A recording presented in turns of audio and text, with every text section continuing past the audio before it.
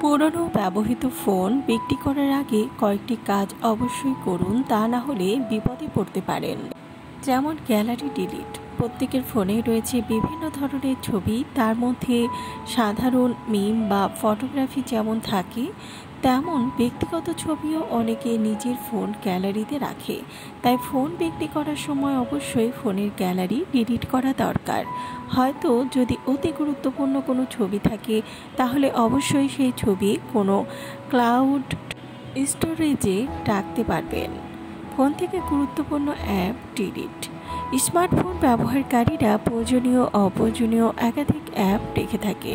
তার মধ্যে যেমন থাকে ব্যাংকিং অ্যাপ, তেমন ইউপিআই অ্যাপও থাকে। ফলে এই ধরনের অ্যাপ ফোন থেকে ডিলিট করা দরকার, কারণ এই অ্যাপ ফোনে থাকলে অন্য কেউ তা অ্যাক্সেস করতে পারে। সেক্ষেত্রে ফোনে রাখা অ্যাপগুলো দেখে নেবেন।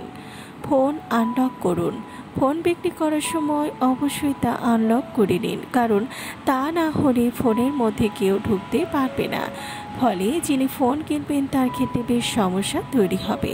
তাই ফোন বিক্রির সময় অবশ্যই ফোনের স্ক্রিন লক আনলক করে দেওয়াটা জরুরি।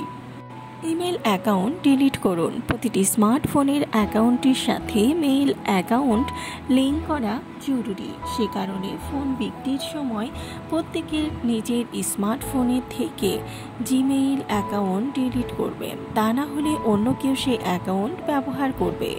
ফোন পুরোপুরি ফরম্যাট দিবেন। ফোন বিক্রির সময় পুরোপুরি ফরম্যাট করুন, কারণ পুরোপুরি সম্পূর্ণ ফোন ফরম্যাট করা হলে ফোনের মধ্যে কোনো তথ্য থাকার সম্ভাবনা কম থাকে।